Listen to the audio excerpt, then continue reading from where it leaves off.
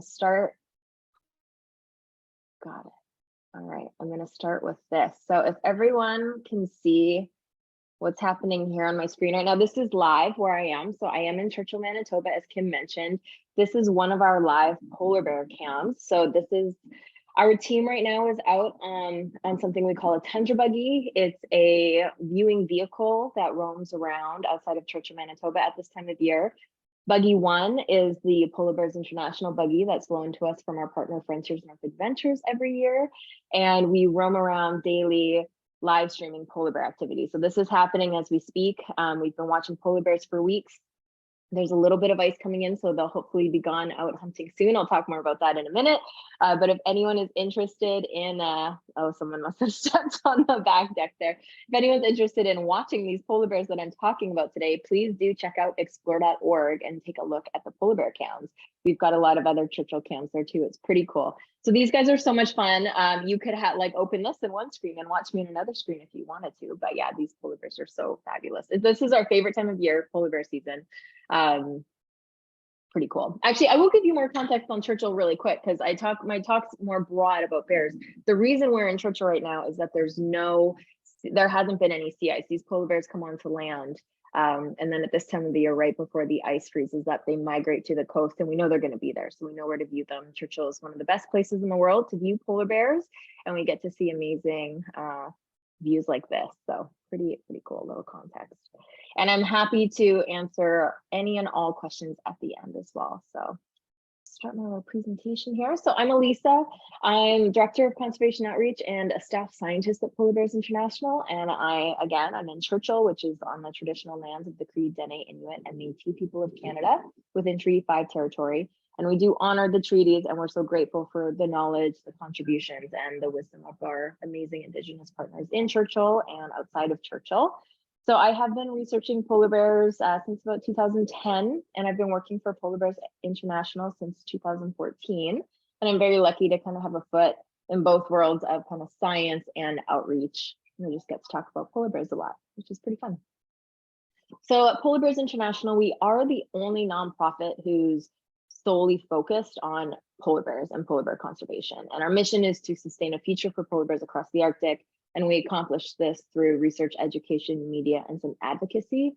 So today I'm just gonna kind of talk about how great polar bears are. I've got a lot of just fun facts, just learning a bit more about the species, especially in comparison to maybe with the brown bears and the black bears that you might know a little more about. And then I'm just going to touch on a couple research projects that Polar Bears International have that kind of is under the banner of human polar bear coexistence. And then we'll take some questions. And I'm happy to answer even questions about things I didn't even talk about if I can. Okay, so polar bears are pretty awesome for a lot of reasons. They are kind of an icon, particularly in Canada. Canada is home to 2/3 of the world's polar bears. Polar bears are the biggest bear of all the 8 bear species. The biggest bears are the polar bears. And they also have the biggest brain to body ratio, which I just found out of the bear species. So they've got the biggest brain out of any bear. And if you can imagine their habitat, you can see why they might have to be extra smart. So polar bears are a marine mammal. So they're the only ocean bear, the only marine bear. They rely on the ocean ecosystem for survival. Their whole life history is completely tied to Arctic sea ice, which is different than the other bear species, of course. And that's because of this. Their diet mainly consists of seal blubber. That's why they're out on the sea ice. But polar bears cannot outswim seals almost ever. Seals are so good in the water, of course. So polar bears truly rely on this Arctic sea ice platform to sneak up on seals. They can wait at a seal hole like this bear on the left is doing. These seals, of course, have to come up to breathe air eventually. Polar bears are very patient. This is called still hunting. But they can also sneak up on seals across the sea ice if the seal is resting. So polar bears need to be very smart to figure out what the seals are doing, have a lot of patience. One really cool thing that we caught on camera a couple weeks ago and that I'd never seen before is before there was any ice at all on the bay, open bay, we were out on the Tundra Buggy on the beach and we were watching a polar bear walk along the beach, just hanging out. And all of a sudden the bear crouched down and sprinted toward the coast. And we'd never seen that before, but there was a seal swimming in the water, but the polar bear couldn't get to it. So the bear was pacing along the shore tried to take one run into the water. The seal instantly disappeared, and the bear just like sat down and just stared at the water for like hours, wishing that the seal would come back. But it really drove home that the bears need the ice to get the seals. They can't just dive in and get the seals. So truly, this is their habitat and their home, is this Arctic sea ice. They're completely adapted for a life in the Arctic, which is one of the harshest places on Earth. So they've got two layers of very thick fur, an outer layer that's kind of like a rain jacket, and the under layer is kind of like a woolly coat you can think of. So kind of two different layers. Their fur is hollow. It helps trap warm air against their body, and it's actually transparent. So polar bears are not white. They have clear hair, but they look white to our eyes. You can also see they've got incredible claws there. Those are good a little bit for traction, but really for also catching their slippery seal prey. And the bottoms of their feet are also kind of sticky. They have what we call papillae. It's like the world's best winter tire, sort of, so they're not slipping around on the sea ice. They also have this beautiful long neck. You can see that side profile there, very kind of elegant long face. If you compare that in your mind to a brown bear, it's a little bit blockier.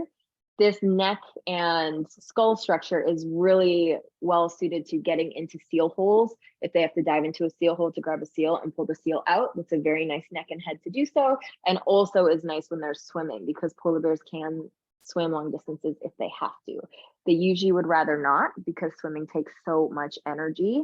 But if they have to, they can. And polar bears have swam for over a week on end, hundreds of kilometers at a time if they need to. Back for the blubber for a sec. So if you think about what that lifestyle looks like of moving so much and being on this crazy landscape, and sea ice, by the way, you might know this, but it's constantly shifting. This is not a frozen solid, nice platform. It's moving around, it's breaking, it's shifting, and polar bears are kind of on this treadmill out there on the ice. So they're working a lot. So they need that seal blubber because it's one of the most energetically dense foods on the planet. They really need a crazy amount of calories to power themselves, really.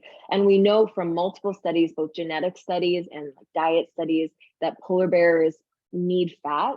So they're the world's most carnivorous bear, but truly we like to call them lipivores even. If they catch a seal and there's other food around, they'll just strip the blubber off of the seal. They won't even eat the meat. They have very low protein requirements, and their bodies do not process proteins and carbohydrates nearly as efficiently as other bears, but they process fat extremely efficiently. And much of the fat they eat can get converted directly onto their own body. So they really are, I like to call them blubber hunting ice bears, because they want blubber and they need the ice. And those are the core features about a polar bear that really set them apart from the terrestrial bear species. So polar bears live across the Arctic. So they're found in 5 countries: Canada, Alaska in the US, Norway, Greenland, and Russia.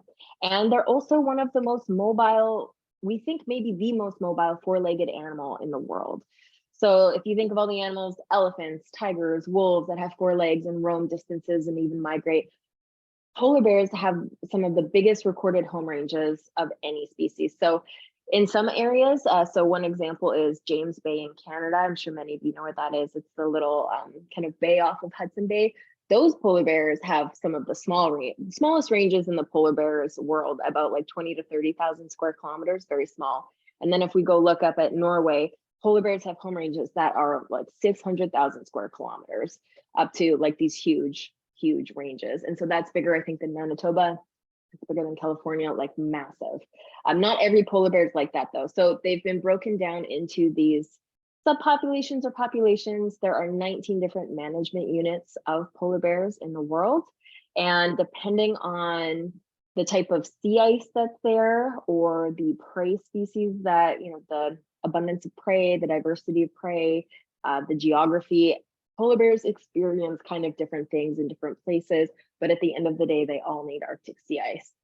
One interesting thing to note is that at the North Pole there, so this big purple polygon, like kind of right at the top, there's not a lot of polar bears there. Polar bears actually very much prefer the shallow continental shelf and kind of ring around the Arctic, because that's where it's productive in the water. That's where there's more fish, there's more seals, there's more polar bears. Way out up at the North Pole, it's way too dark, there's not a lot going on. You're not going to find polar bears because there's just not the food. So they really do like these kind of shallower waters where you can find more food. And this is the current status of these different subpopulations. So you can kind of see we've color coded. Polar bears are so hard to study. Again, they live in some of the most remote, dangerous, harsh places on the planet. For a lot of polar bear populations, we simply do not have great data at all on them. Some populations, we know that they're doing fine for now. Some are even increasing because of the rebounding from over harvest decades ago. So they're kind of growing, and then some places still up in the high Canadian Arctic have good sea ice conditions for bears. But it's places where we've seen major changes in this Arctic sea ice habitat that we've seen the changes in the polar bear subpopulation. So the most obvious ones are the Western Hudson Bay, where Churchill sits. There's the Southern Hudson Bay, which is like Northern Ontario and parts of Quebec. And then there's the Southern Beaufort Sea, which is off Alaska. And in those places, we have really great data. The Churchill polar bears, they have the best data set of any subpopulation in the world because Churchill is so accessible relative to other places in the Arctic. So we can go back, 40 years and see what the bears were doing. And then we can compare that to Arctic sea ice. And we know in Hudson Bay, Arctic sea ice is changing pretty quickly.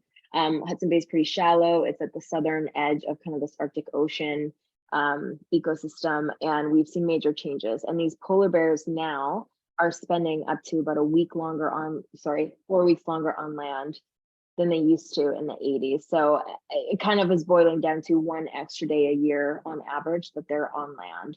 And what that translates to is simply, they're eating less. And when you have a species that starts eating less, they're not quite as healthy, they don't get as big. And it's really the females that are having the harder time. There's more pressure on them to produce and raise their cubs. That's really where we're seeing these declines. For polar bears, a loss of Arctic sea ice doesn't necessarily mean all of a sudden next year we're just going to see a lot of starving polar bears. We actually don't expect that we'll see that. What we'll see is this gradual shrinkage of a population as females struggle to get their cubs up into adulthood. So these declines at Western Hudson Bay, we used to have about 1,200 polar bears in the 1980s, and now we have closer to 800 polar bears, and a new assessment is due out pretty soon here. So we'll see what that looks like. But just to give you a sense of, there's still about 25,000 polar bears in the Arctic, but we do know that we're seeing changes in places where the sea ice is changing, and we also like to call these Churchill polar bears, who really helped us understand the impacts of climate change on polar bears. I like to call them the fat, white, hairy canaries in the coal mine. They're telling us that as the sea ice ecosystem keeps changing, so too will the polar bears. But it's not all about the polar bears. We love the bear, but there's more going on in the Arctic. The sea ice up here is to the ocean what soil is to a forest. So this is not just frozen water. Sea ice is this layer of frozen ocean, and underneath, if you're able to look ever underneath sea ice, algae and like little plants are growing inside the sea ice, thanks to it being salty. When the ice freezes, it ejects the salt and makes these little channels where these algae grow when the sunlight comes down, and that feeds the little microorganisms in the water, which feeds the fish, which feeds the seals and the whales, which feeds the bear. And of course, people are a huge part of this Arctic ecosystem as well. And the people in the north also rely on the Arctic sea ice for traveling on, for finding their food on, similar to the polar bear. The sea ice is an important platform.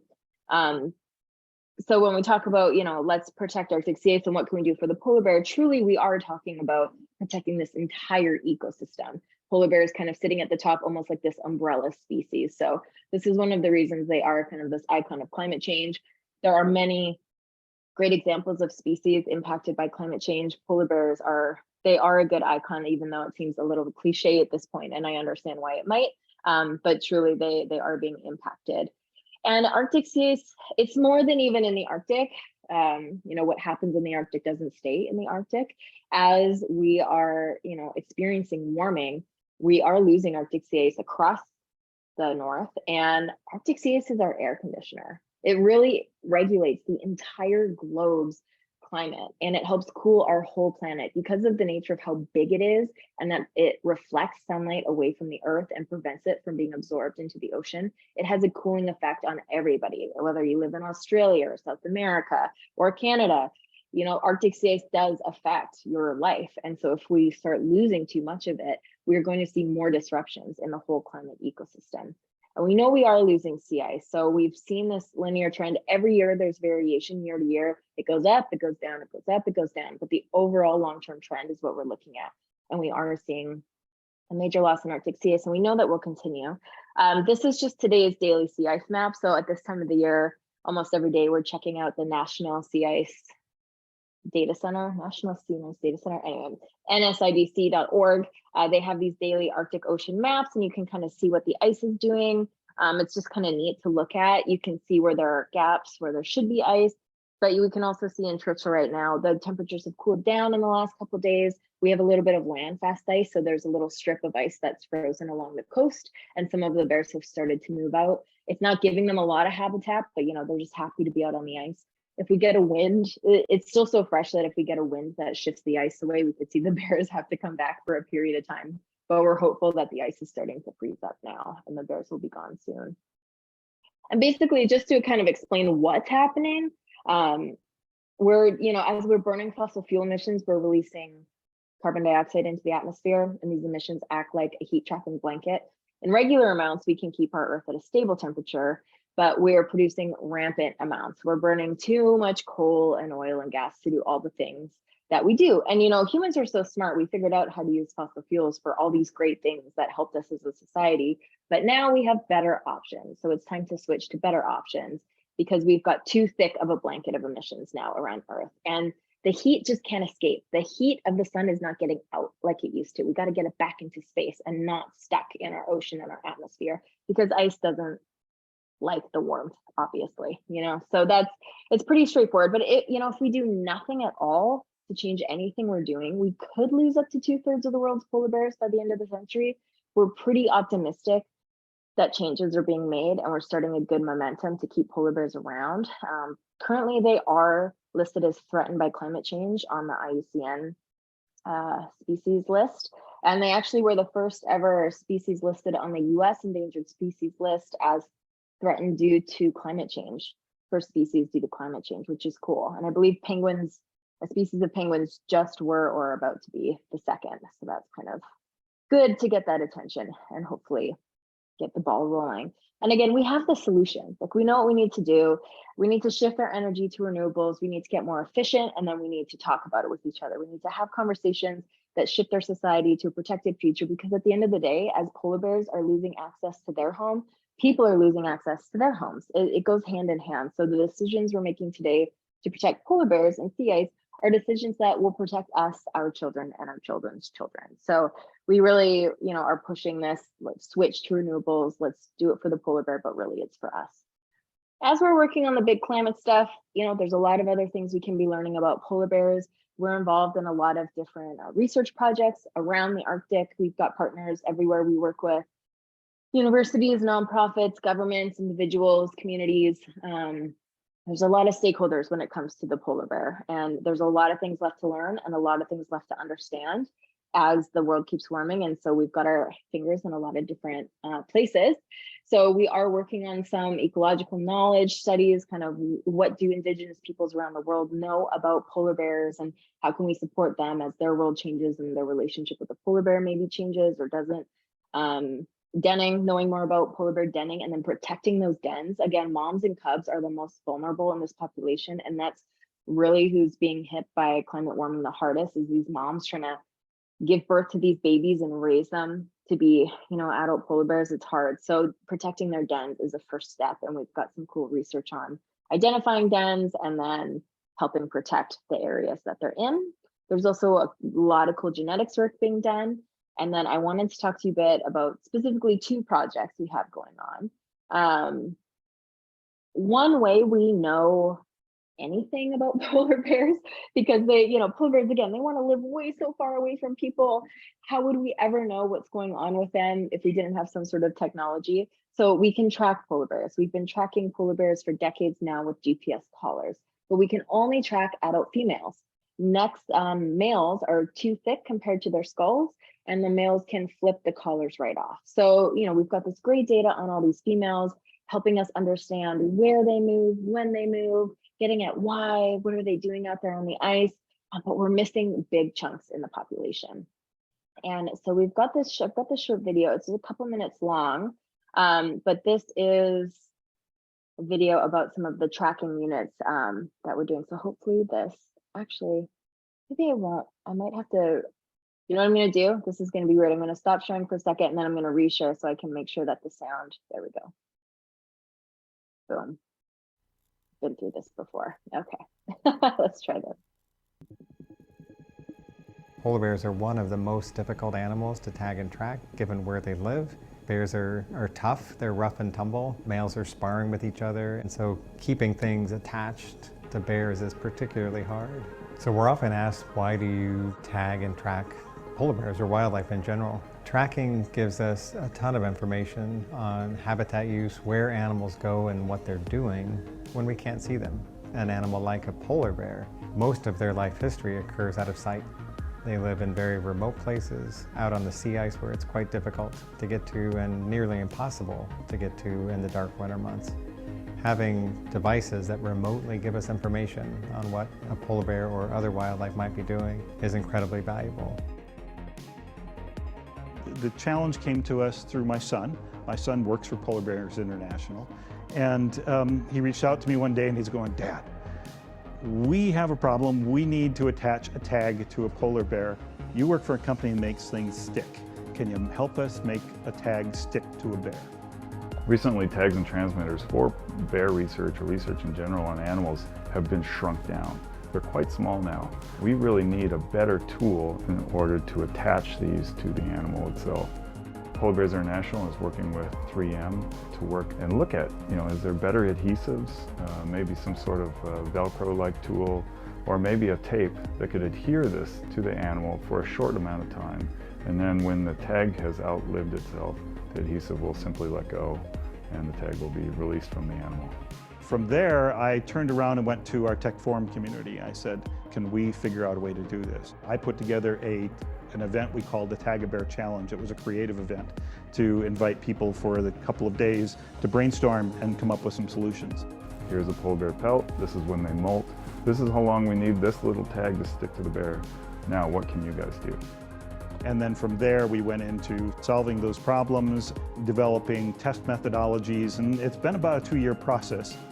Over that time, we came up with several solutions, and we've reduced it down to essentially 4 methodologies. Some of them are adhesive methodologies, some are mechanical methodologies, and some are hybrids of both of those. Everything we know right now about polar bears is from adult female movements. So we're missing a big chunk of the information on how other bears use habitat, how other bears move around in the subpopulation and potentially between subpopulations. So if we're successful in testing these fur tags, if they work on polar bears, it will allow us for the first time to track adult male polar bears and subadult polar bears. These tags could potentially go on bears of any size. So this will give us a lot more information on polar bear life history, and it'll really round out what we know about polar bear habitat use and how things are changing as sea ice continues to melt. This has really been a demonstration of the best of 3M. It's what has been really exciting for me about my career here. It's a challenge that I put out to the technical community, and there are a group of folks that have embraced this and have helped to come up with solutions and are just as excited about it as I am. The intent is to provide the wildlife community with a platform for attaching tags, radio tags to these animals and be able to track them. Arctic and polar bears provide for some really interesting challenges and unanswered questions. I'm excited to look for new ways to use this tool to try to fill in some of the gaps and provide answers to some of those questions.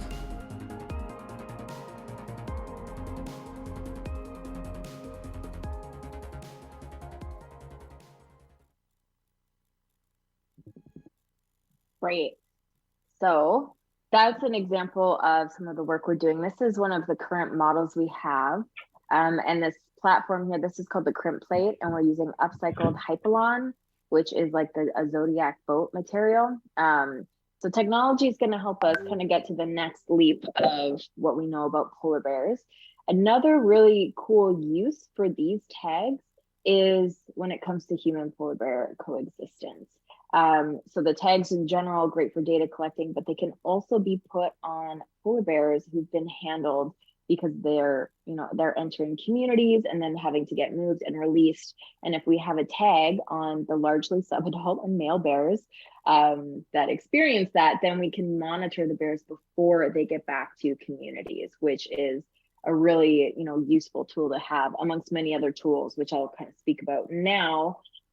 So, and Kim Titchener has also been involved in this work, and we're grateful for her involvement too. There's a growing movement in the polar bear world to look at human polar bear coexistence. As polar bears are spending more time in land across the Arctic, they're going to get hungrier. Again, they're so smart. And, even though they want to eat seal blubber, they're still a bear. So they're going to follow their nose to fill their tummies. And sometimes their nose will take them too close to people. And we need to be supporting these northern, largely indigenous communities that are dealing with yet another consequence of climate change that they did not cause. And so having a suite of options available is going to be pretty important in the coming years. So one of the things that we're working on is a radar system. So we are training different types of radar with artificial intelligence, teaching it what a polar bear looks like. The idea is that if we could set up one of these radar units in a community or a camp, it could be scanning the landscape, and if it sees a polar bear, it could alert an officer or the town, and it could do so via text message, or it could turn a light on, like a red light at a garbage dump, or it could sound a siren.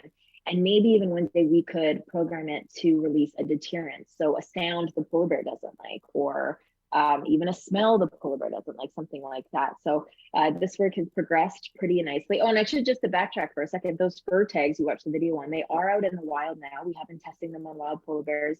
Testing is going really well. They've stayed for months on a polar bear. We're working on kind of getting them to last a little bit longer, but that work is going well and it's very exciting. So yeah, this radar system is pretty cool. We've got like one type that could see, 11 kilometers away. Another type could see 1 or 2 kilometers away.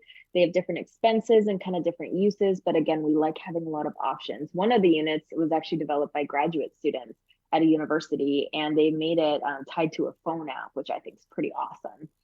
So we're working on refining that as well. Here's an example of what the radar looks like.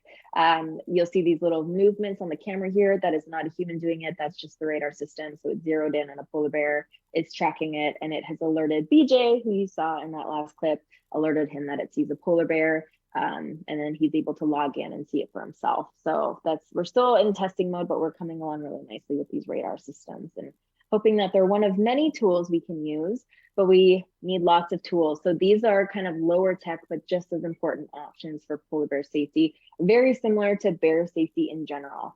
So I'm sure most of you have seen many of these. So we've got here examples of flare guns, we've got cracker shells, bear bangers, bear spray.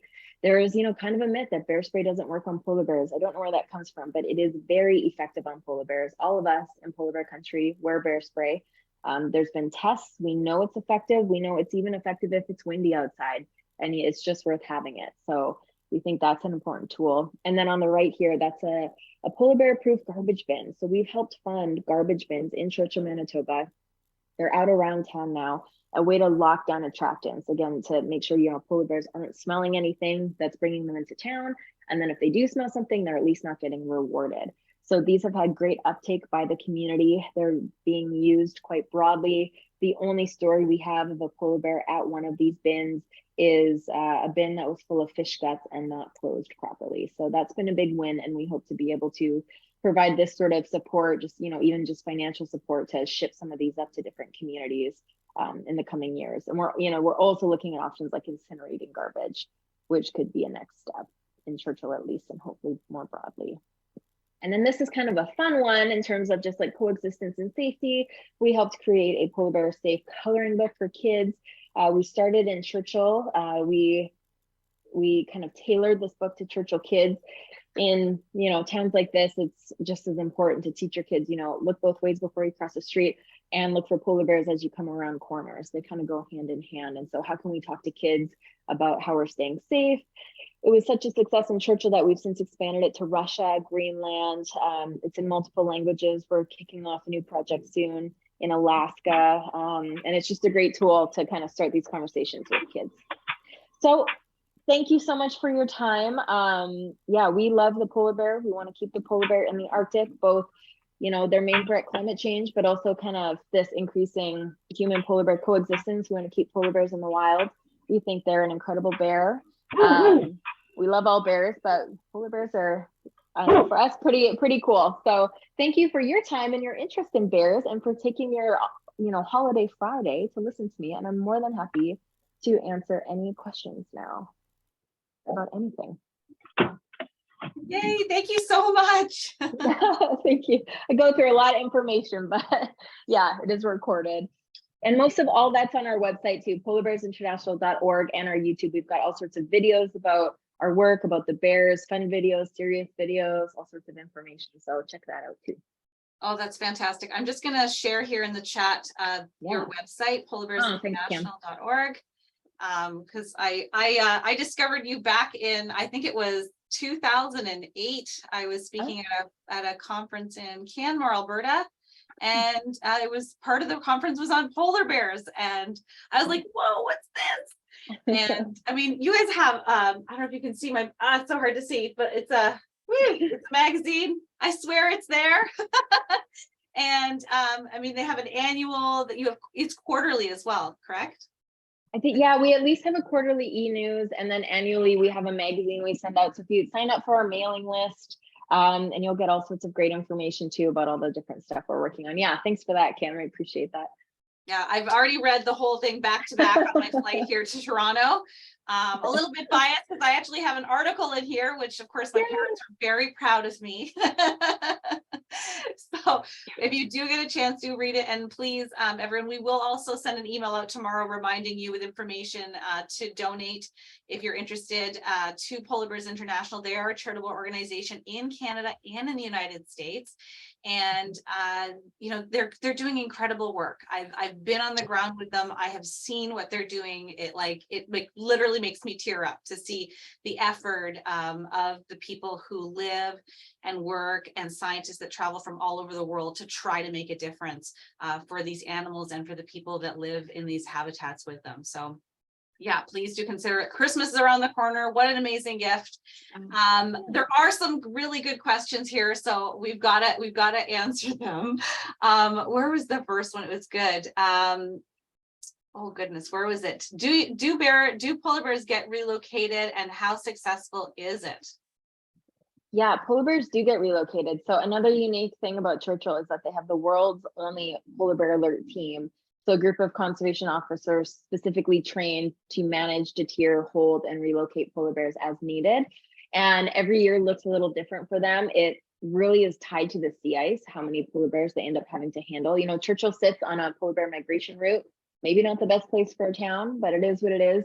So sometimes they do have to, if there's a bear particularly that can't be deterred away from town and keeps coming back, they are able to capture that bear, put it in the holding facility here, and then relocate it away. So where they relocate the bear could vary, but it's a good distance away from the town of Churchill. And it is successful. I think maybe about a third of the time the bear might return, which is again a great place where GPS trackers come in, but largely it is successful, and this program has been running for decades and has very much cut down the number of people and polar bears injured or killed. So it's a great program. Check out Polar Bear Alert. You can Google it. It's not our program, it's the government's program, but it truly is special, and more places around the world might end up with a little polar bear team. I also want to give a quick shout out. So Churchill is working to become the world's first recognized polar bear safe community. And the idea is that this is the best place in the world to kind of get a better understanding of polar bear safety and to test these tools. And then as other Arctic communities need to deal with this, we can learn lessons from Churchill. And so they could reach out about what's working or not. And the Polar Bear Alert team is a really cool example of how other communities might be able to model something. But yeah, it's a special place. Not a lot of places have the ability to relocate polar bears like Churchill does. So yeah. Absolutely, totally. Yeah, there are communities that would just love so much to have that. As any of you could imagine, living in a community where you could walk out the door and run into a polar bear, or have a polar bear in your garbage. And if you want to have your kids play outside. So these are big safety concerns for people living in these communities, and they need a lot of help, and they need to learn, not everyone like reinventing the wheel, but learning from an example like a Bear Smart community in polar bear country would be incredible. Right. I can't wait. I know. Yeah, Kim's involved. Yeah, so good. Yeah, it's Really gonna good. be pretty wonderful. Mhm. This is a neat question. This is I have so many questions that I also myself want to answer, but you did mention that polar bears were released yesterday from the holding facility in Churchill. How many polar bears were in there? We saw, so some had already been released previously, but we actually saw the convoy. So sometimes polar bears are airlifted out via helicopter and relocated, but when the ice starts to come in along the coast, they'll just relocate, they'll drive the polar bears right up to the ice and let them go. So yesterday we watched the convoy of trucks hauling polar bears in these cages down to the coast, and there were 6 at that time. So they released the last 6, is my understanding, right onto the sea ice, and they walked out and said, see you later. So hopefully that ice sticks around, but that was a pretty cool thing to watch. It's preferable to just get them out straight on the ice if possible. So yeah, it was interesting, but great team. I wonder if they get jail tattoos. They do. Yeah, every polar bear that gets handled, if they don't already have a tattoo, they do get a tattoo of their identification number. So every polar bear ever handled gets its own ID. They get ear tags and a tattoo with the same number. So if they didn't have one already, they have a tattoo now. Yeah. There you go. It's an experience. Mhm. Rebecca was asking, what's been a meaningful experience that you've had with a polar bear? Oh. I have been really lucky to do some hands-on field research, which, of course, put me in very close contact with polar bears.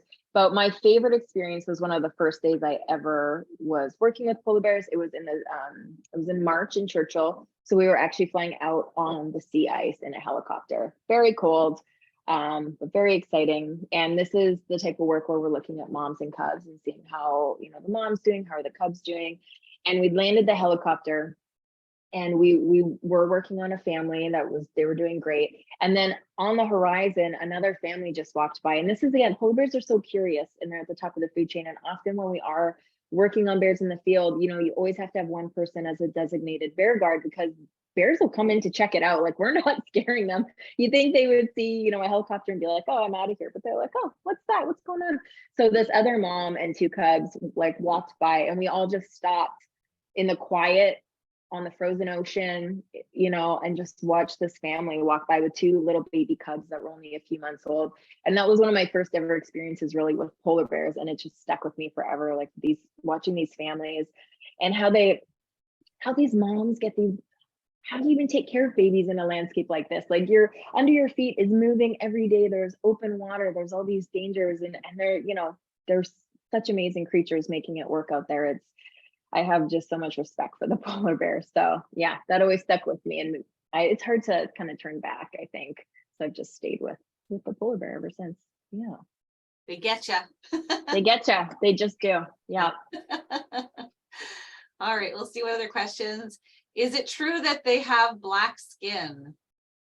That is true. Yeah, polar bears do have black skin. We don't really know why. We think maybe it helps them kind of absorb and retain heat, potentially. Yeah, that makes sense. Mm-hmm. What is one thing that people might not know about polar bears that you think is really important for us to know?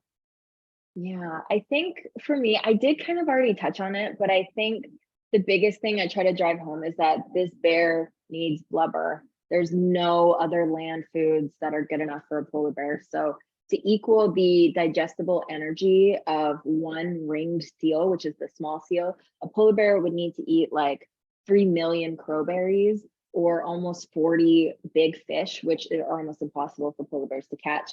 So there's nothing on land that will sustain a polar bear population. And if you think about the bears that do live up here on the northern tundra, and Kim probably knows more about them than I do, but these tundra grizzly bears that do live in this area on the land, they are the smallest of all the brown bears, and they're so angry.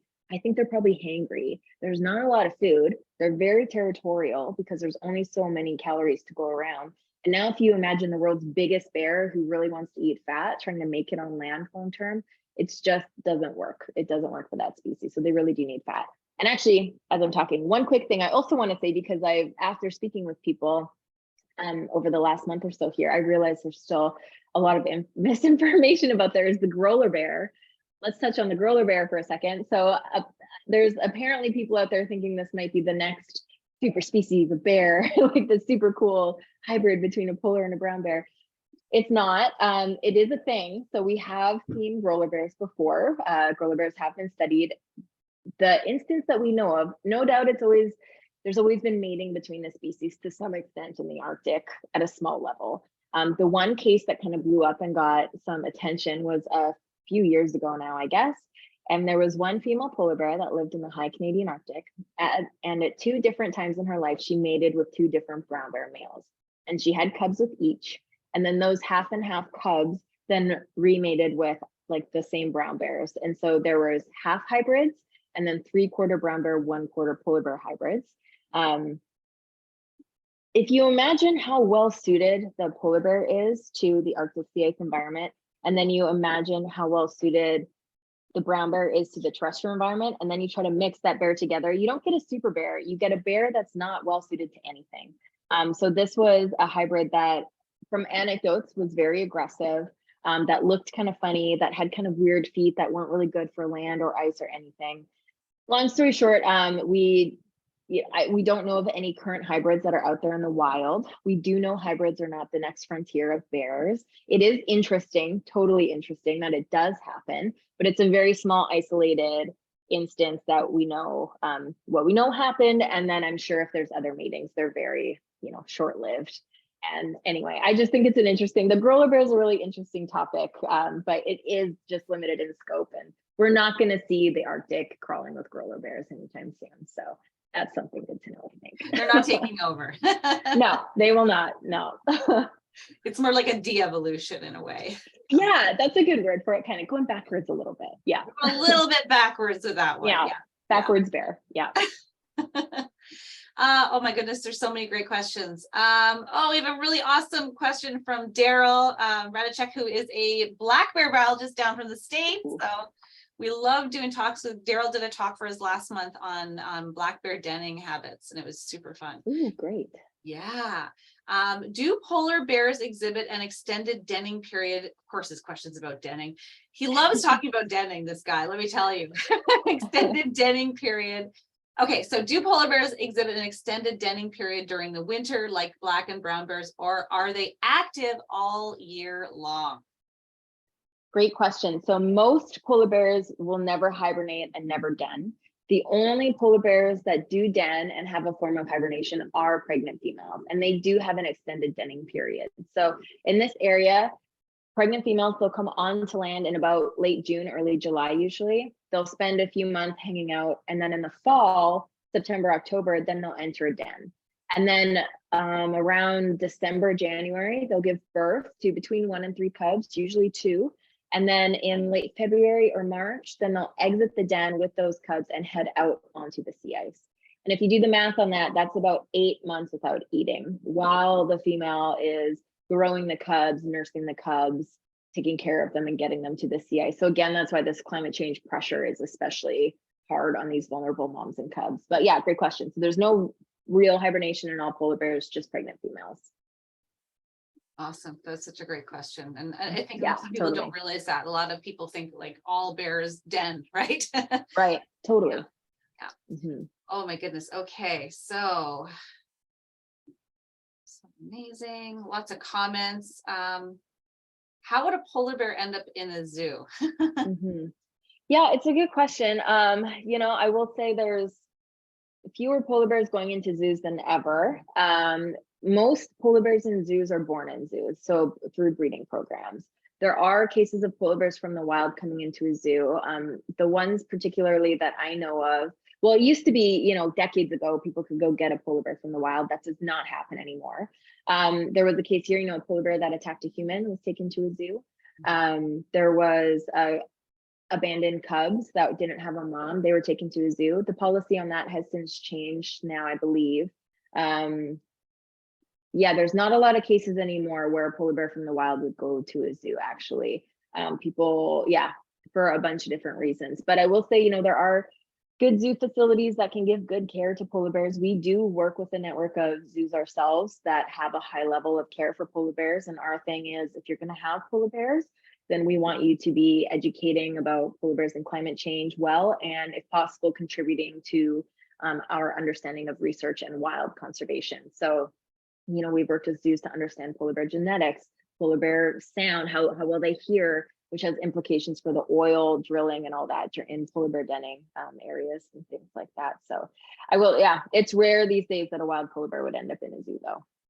Yeah, it's often when we have like human bear conflicts with black bears and grizzly bears and other parts of like Canada, the US, often people will ask, well, why couldn't it go to a zoo? Right.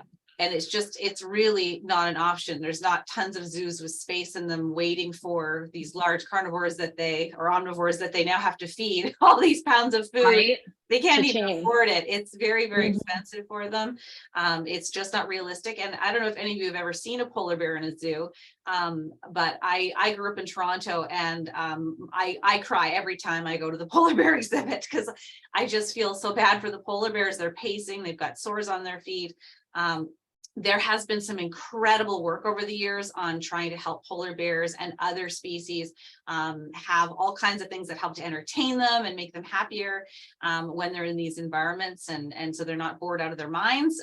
But obviously nobody wants to live inside of a cage for a living, and so we need to go back to those root causes as to why these animals have to be taken out of these landscapes, which is why, you know, programs like Bear Smart and Polar Bear Alert and all this research being done through PBI is so important. So thank you for that. And also the lack of tolerance, people not understanding a lot about these species, right? Cassandra has a really great question. Is it true that polar bears would see a person and then automatically see them as food? Yeah, it's a great question. I do think there's kind of this myth out there that polar bears are the only species or only bear that hunts humans specifically, and that's just not true at all. We know, you know, polar bears are so curious. Sometimes if they're out there and they see people, they might want to come check out what we're doing or something. And that could look like hunting, but a lot of the times it's curiosity.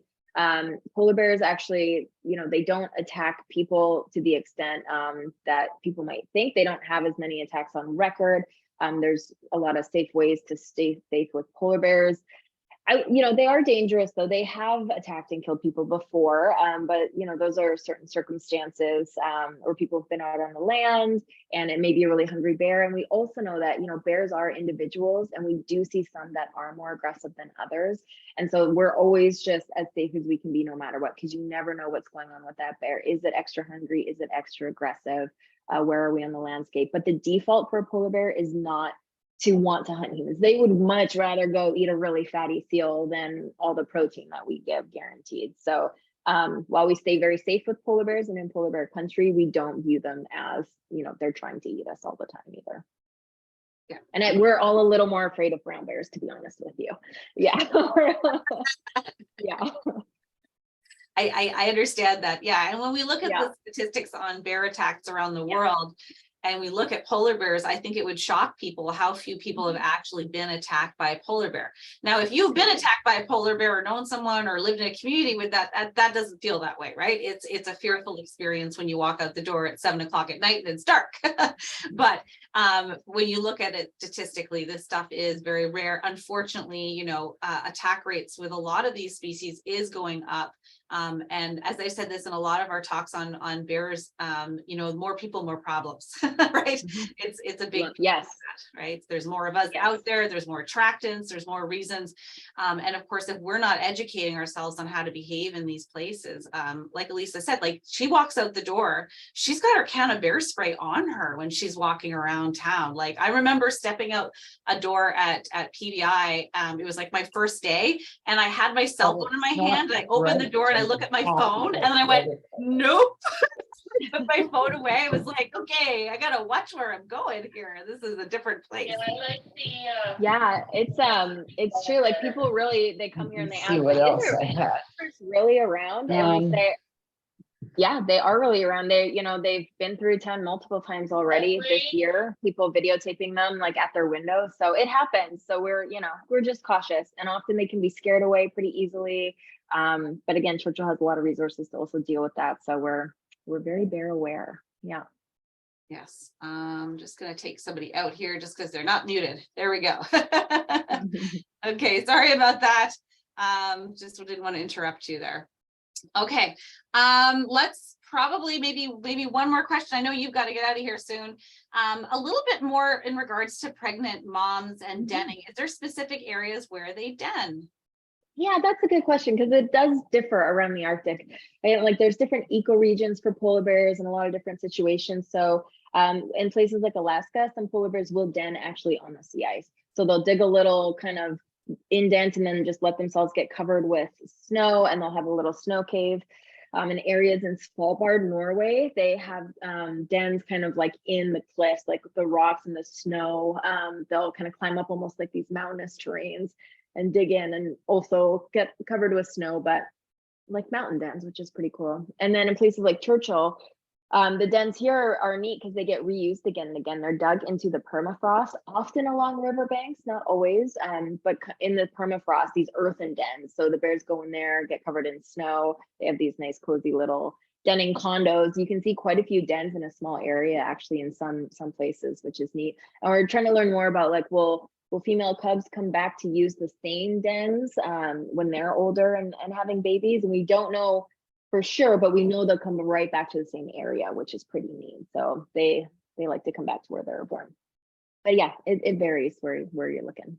I've heard that as well. I was speaking with some of the members of the community in Churchill, and someone who is an elder, and she said they remember where they were born, and when it's time to end, like when life is towards the end, they return to where they were born. What a lovely memory of your mom too. So. Really, yeah, it's really lovely. Yeah, they're amazing. They really are. I know it's not an easy place to get to go where polar bears live. A lot of us will never ever get to go there in person. And this is kind of one last question is people they don't even have to go there, do they? Because you guys have a Tundra Buggy. So you can literally watch. Come check out our Tundra Buggy. Here it is here, if you can see that. So this is on a highlight right now, but we've got all these different cams. You can check out, see what the polar bears are up to. They might be gone soon. But yeah, check it out. There's ways to kind of plug into the environment and just kind of keep in touch with the bears and what they're up to. And I'll give a shout out, our polar bear tracker. I showed a screenshot of it. We just started tracking new polar bears this week. So all winter long, we're going to follow those bears, and you're going to see where they're moving all winter. And it's really neat to see how they all kind of choose different paths in the name of hunting seals. So that's fun too. Oh, that's so cool.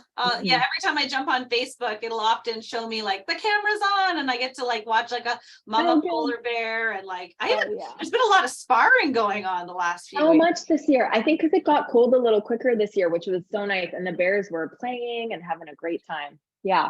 If you want to see polar bears wrestling, this is the time for some reason. Yeah. They like it. They're so bored. Yeah, they're looking for fun. Yeah. Like, hey, let's arm wrestle. Let's go. I'm like, oh wow. Yeah. All right. Well, thank you so much for your time. We so appreciate it. And thank you everyone who showed up today. We had 51 people today's talk. It is recording right now, so I will get it up on Facebook and social media and share it with all of you. And have a good time up there. Stay warm. Thank you. Thanks, Kim. Thanks everyone for your time today. Really appreciate it. So did the bears. Yeah. Bye. Thanks so much. Bye. Thanks, everyone.